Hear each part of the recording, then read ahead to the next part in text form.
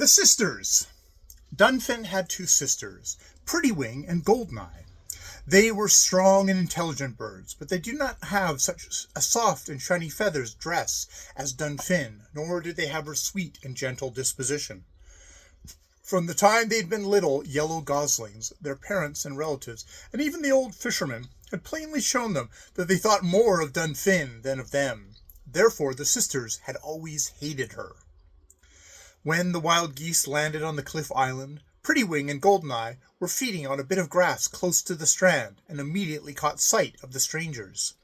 "See, Sister Goldeneye, what fine-looking geese have come to our island!" exclaimed Prettywing. "I've rarely seen such graceful birds. Do you notice that they have a white goosey gander among them? Did you ever set eyes on a handsomer bird?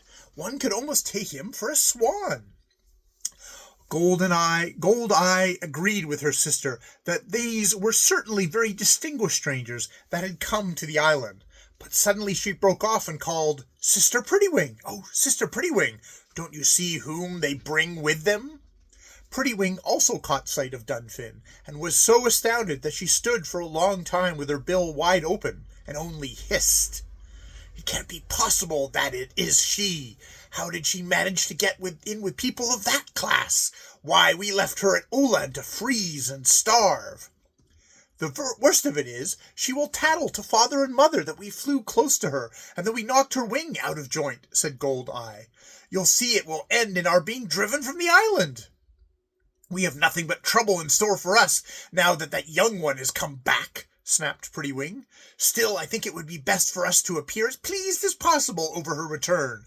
She is so stupid that perhaps she won't even notice that we gave her a push on purpose." While Prettywing and Goldeye were talking in this strain, the wild geese had been standing on the strand, pluming their feathers after the flight. Now they marched in a long line up the rocky shore to the cleft where Dnfn's parents usually stopped. Dnfn's parents were good folk. They lived on the island longer than anyone else, and it was their habit to counsel and aid all newcomers. They, too, had seen the geese approach, but they had not recognized Dnfn in the flock. "It is strange to see wild geese land on this island," remarked the goose master. "It is a fine flock, that one can see by their flight."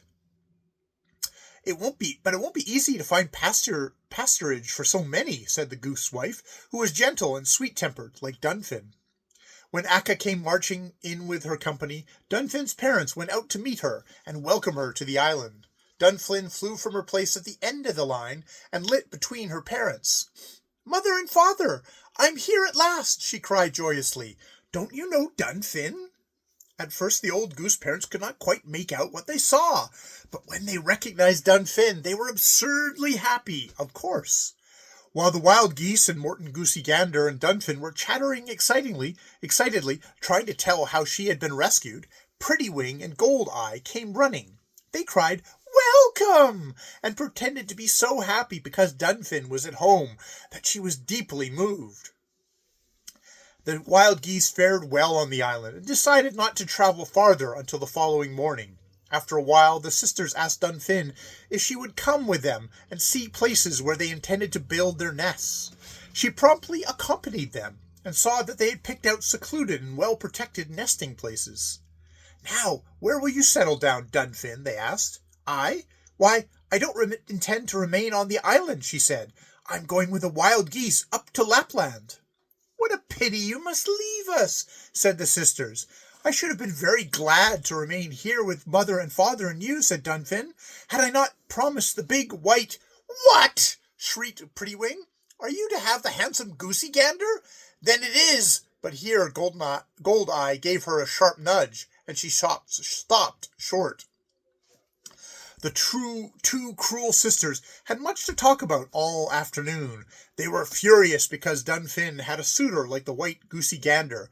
They themselves had suitors, but theirs were only common gray geese, and since they had seen Morton Goosey Gander, they thought them so homely and low-bred that they did not wish to even look at them.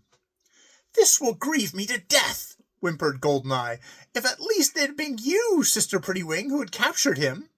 I would rather see him dead than to go about here the entire summer thinking of Dnfn's capturing a white goosey gander."